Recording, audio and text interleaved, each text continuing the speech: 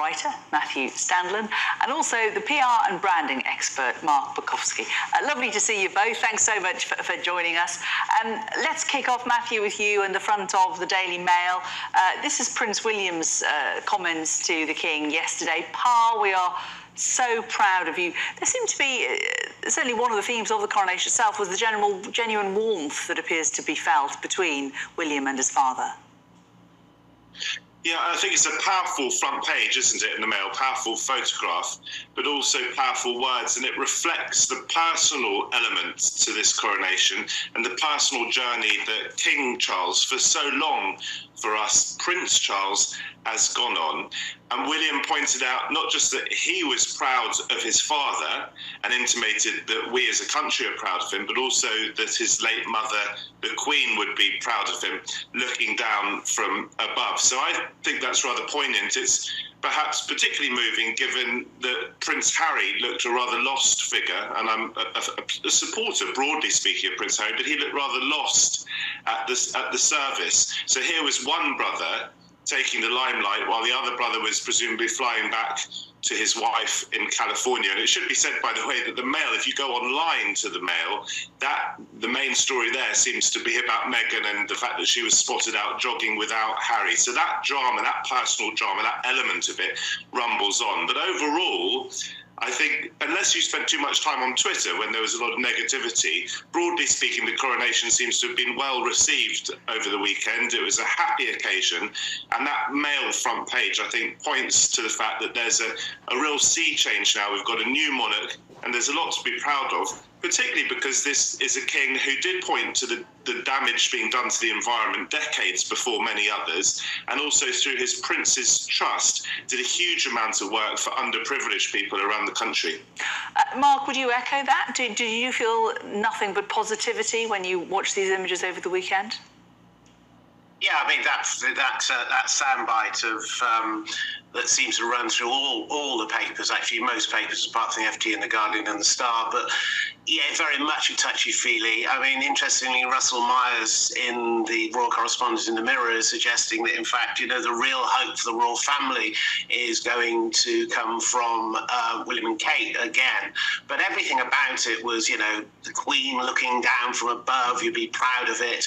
I mean, there were less pictures of the spectacular, maybe that came late, but I was surprised that we didn't see on the front pages many of the sort of startling images created from the event last night, the coronation concert last night. It was all focused on this very, very approachable royal family, and I think the Palace press department and thinking about the brand were thinking about where is the future lying with this.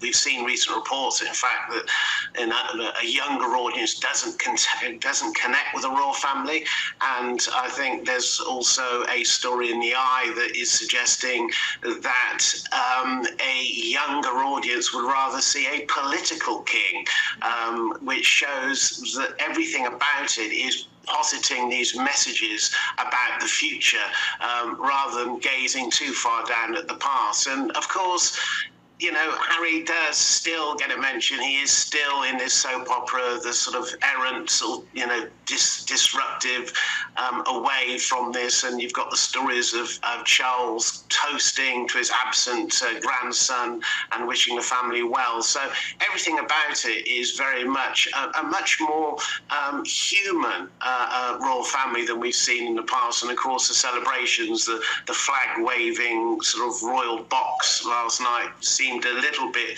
disconcerted with the sort of the wonderful spectacle that was produced last night. Well, let's move on to the front of the Sun. And Matthew, this does use a lot of the images. It uses the same quotation, of course, but it does use some of the images from last night. This fantastic backdrop of the castle, it's unusual for the castle to be used in this way. One perhaps imagines it might happen again. Yeah, I think it's absolutely stunning because we saw last year, didn't we? And it's strange to think it's under a year since the Queen's Jubilee, but the big concert there was outside Buckingham Palace. This was at Windsor, and it does look absolutely stunning. Interesting, again, that the Sun and lots of other front pages have taken that quote, "Pa, we are so proud of you." There is a sense somehow that the papers, some of them, are looking at King Charles almost as a sort of father figure now for the nation. We'll see how that plays out. I think that eye front page is fascinating as well, that Mark alluded to, that you've just shown a still of on the screen, because that does suggest that quite a sizable number of people, not a majority, but I think 38%, want King Charles to continue to be political. Now, there are dangers in that, because one of the reasons I think that the Queen was very popular was because that she did try to remain religiously apolitical. And that meant that everyone, or a lot of people, of course there are many anti-monarchists, but many people got behind her. And even those who didn't really believe in a monarchy didn't have that much fault to find with her. If King Charles, who was pretty political, not party political, but political in his initiatives and in the causes that he adopted, if he were to continue that as king, the risk is that he will alienate a lot of people who don't share those objectives. Now, personally, I think the environment in many ways should be beyond politics. We're facing a climate catastrophe and we've all got to get behind it. But there are, of course, those who still disagree with that. And if King Charles were to be political, that could stir up some problems in the future, I think. Yeah, Mark, do you think this is something that he will always steer away from? Well, I mean, he has pretty strong views, obviously in private, and we must recognise that this man was, in tune with the planet and could see what was happening years and years ago. And I think it's a reference also to his father, who was particularly strident in matters around this sort of planet. And I think that, the monarchy must look into a younger audience. And although some might describe him, perhaps as a caretaker king, there are these issues that are going to be more prescient as we go forward. And I think that they've got to strike a balance. And constitutionally, that's going to be incredibly difficult, as we know. I mean, Charlotte Higgins in The Guardian has an interesting piece about, can the monarchical drama really hold a modern audience's attention? It's a really interesting piece, suggesting that there's got to be more than just a spectacle, and actually touches on the difficulties the royal family sort of face going forward, which we have. Yesterday, and we're talking about today's papers, yesterday in The Observer, there was a really interesting piece against all the sort of noise about the coronation, about Jamaica and how uncomfortable they were about the idea of a coronated and a Carolean age. And I think that was actually a Sky News story that they picked up on. We had the exclusive on that last week on Thursday. Just have to get that in there. Well, well, no, there you go. Then I should really be watching Sky every morning, not just when the Matthew Knight. We're going to have to pause. We're going to have to pause here, gentlemen, because we're out of time. But we're going to come back to you next hour and get all the rest of your choices. Thanks so much for taking us through this hour. Stay with us. Lots more to come on Sky.